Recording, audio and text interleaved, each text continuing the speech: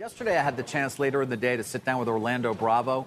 He's the founder and managing partner, of course, at Thoma Bravo, one of the largest buyout firms very much focused on one area, namely software companies, $120 billion under management.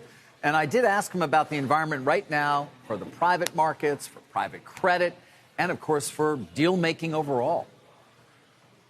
I see it as a very fundamentally driven environment. If you look at the last year, as values were coming down, there were really still in enterprise software, no bargains. It wasn't like it was extreme bargain hunting, maybe when it was during the dot-com bubble burst, but it was an environment where you could actually buy quality.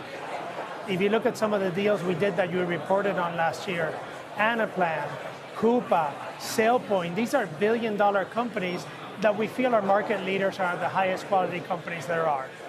Now, it's interesting, the environment now. You have two big factors, right? Everybody's now talking about profitable growth. That's what private equity is about. That's what we've been doing forever.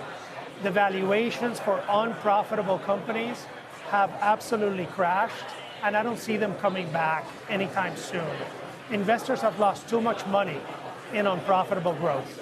Now, if you look at the small part of the software index that's profitable, it trades at fair levels. It trades at PE multiples of roughly 30 to 40 forward PE, which is a pretty decent environment for these companies. Not bad. But does that mean that the private companies you're looking at are, in your at least opinion, undervalued given that? The private companies that are for sale are few and far between right now, right? Because people don't, if you're a business owner and you own the entire business, you can hold it for a couple more years. You're not going to expose them at a time in the market where interest rates are high, where the cost of financing is high, when the IPO market is not that readily available.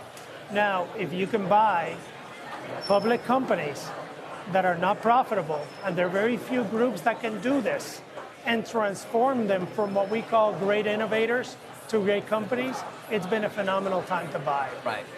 Although your deal pace this year seems well off of what it's been in years past, at least 4 months into the year. I would assume that you expect that to continue. Will this be a year in which Thoma Bravo does not do as many go-privates as you've done previously? Maybe. And the reason why it's not what's in front of us is that we have to make work what we just bought.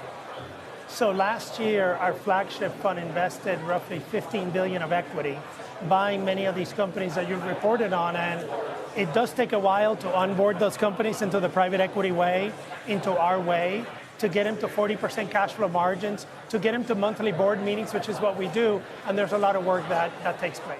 I wonder about another potential braking mechanism on deal making, which seems to be an antitrust focus suddenly on portfolio companies buying other companies, and whether a Thoma Bravo that owns one company and then goes and buys another to put them together is somehow representing a competitive threat.